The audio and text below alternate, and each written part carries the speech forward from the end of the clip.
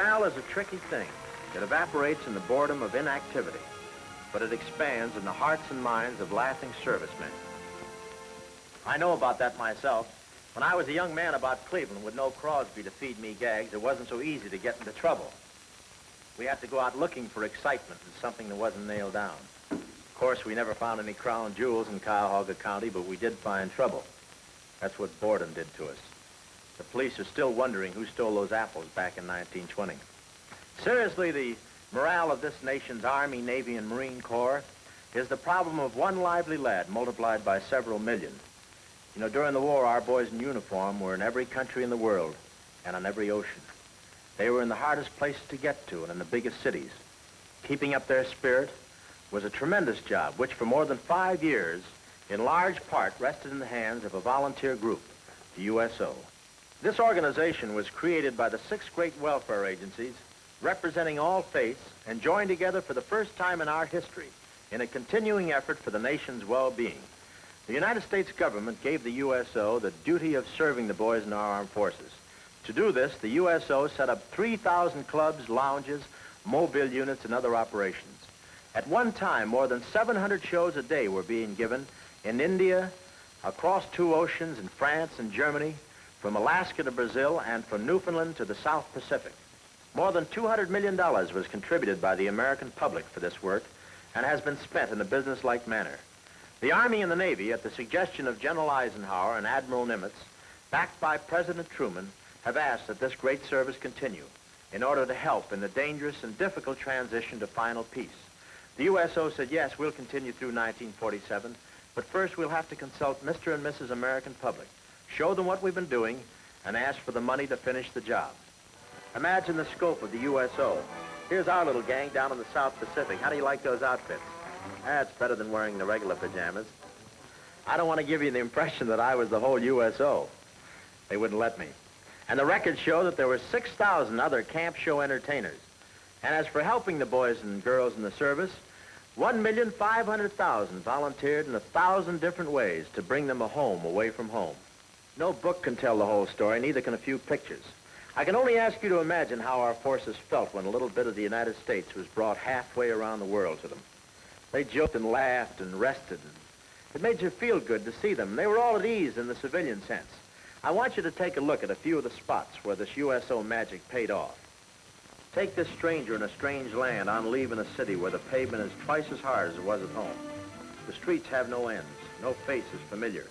People pass and look through you as if you weren't there. This GI knows what it feels like. If he walked fast, he'd get nowhere faster. That is, if he didn't get to one of the hundreds of USO clubs.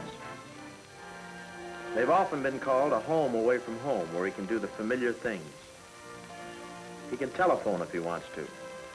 He can read if he desires. Dear Mom, he writes, or Darling, this is the best chance I've had in a week to tell you. So now she has it in writing, too.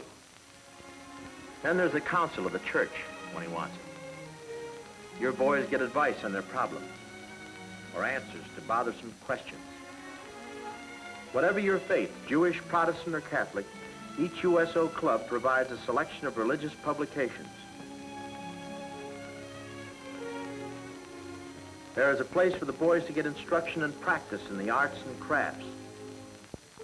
Indoor athletes have their choice of putting topspin on a ping-pong ball, dancing through an evening with gals who can make a guy feel at home and can really dance, or making a stout try with elbow, fang, and straw at the snack bar where there's always a gang and plenty of hot dogs, homemade cookies, pies, and such. Yes, the USO gives you a lot at their clubs, and they help you on the move or getting back to camp.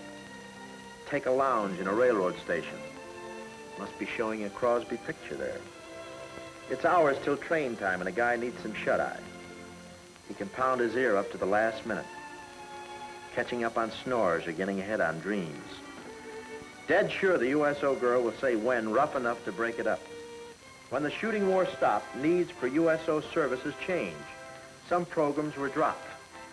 Others, more vitally needed, were built up. New troops in training felt useless with no war to win. Morale sagged.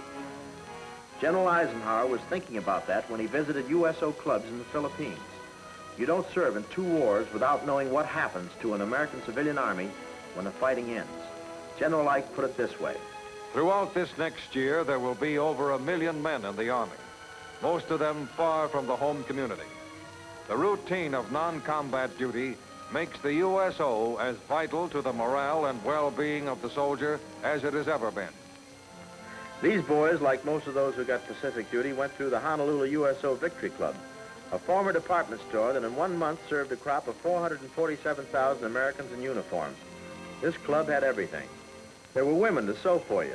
They would mend a rip, anchor a button, or in many cases, tack on that brand new stripe to show you'd been promoted. And if a guy was halfway handy with an iron, he could smooth out his own patch or put a crease in his own pants. If he could only cook.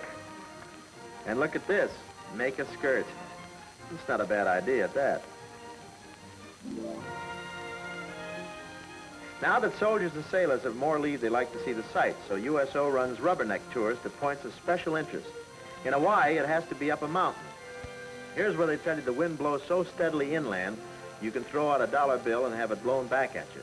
They tell you that. I know it's a rumor from a finance company over there. Think of these trusting boys, throwing away all that money and still waiting for it to come back. It's like my last visit to Santa Anita. Now, here's the USO Camp Show troop just pulling in by truck. That's something I know about personally because I traveled plenty of miles with them. The way those hard-working kids shipped all over the world to put on the best show they could under terrible conditions was wonderful. Stages were thrown together when there was a stage. Tired, battle-dirty soldiers came early to get a seat or stood in the rain just to get a laugh or enjoy a song. Entertainers gave everything they had and wished they had more to give. Those American servicemen were the greatest audiences, bar none, that we show people ever had. Take the old handkerchief trick. Those boys knew tricks of their own, tricks of jungle fighting that meant life or death. But this little stunt of the handkerchief that could be knotted and untie itself fascinated them. Most of the big names of Hollywood and Broadway were in there pitching. There was Joey Brown, who played towns and jungles, too. Marlene Dietrich spent many months overseas and talked personally to hundreds of GIs. Beautiful Ingrid Bergman snatched time between pictures to show up in person in Berlin and elsewhere. Frances Langford sang her heart out while we did many thousands of miles together. Jack Benny and Larry Adler did their stuff. Yehudi Menuhin brought his violin. Lily Pons sang for big and little groups. And it was only a few days after Japan surrendered that the boys of the Occupation Army heard this announcement. The 8th Army Special Service is very happy to present the first USO show in Japan, the Danny K. Leo DeRocher Show, and here's your star of stage, screen, and radio, Danny K.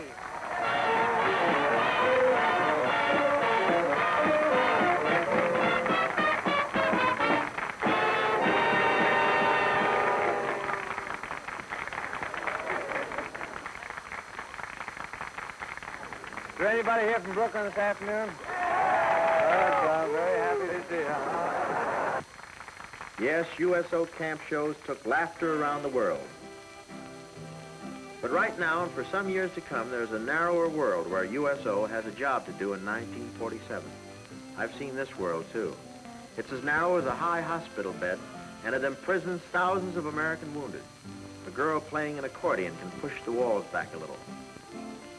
There are 156 Army, Navy, and Veterans hospitals in the United States where men like these are waiting for USO Camp Shows. How they love these shows. Every girl in this chorus is greater than Pavlova ever was. To boys who watch them from stretchers, wheelchairs, beds, and crutches.